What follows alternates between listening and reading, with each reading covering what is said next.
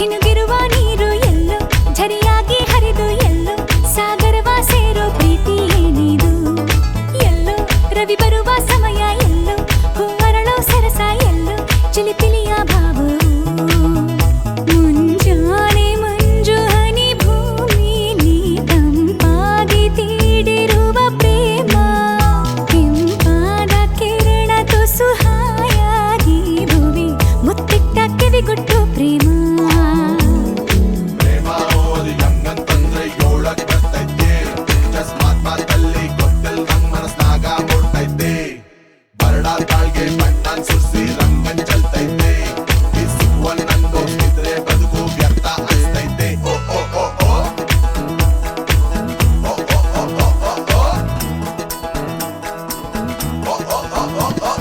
ಬೆಳ್ಳಿ ಬೆಳಕನ್ನು ಹೀರಿ ಸೊಂಪಾಗಿ ಹೂ ಬಿರಿದು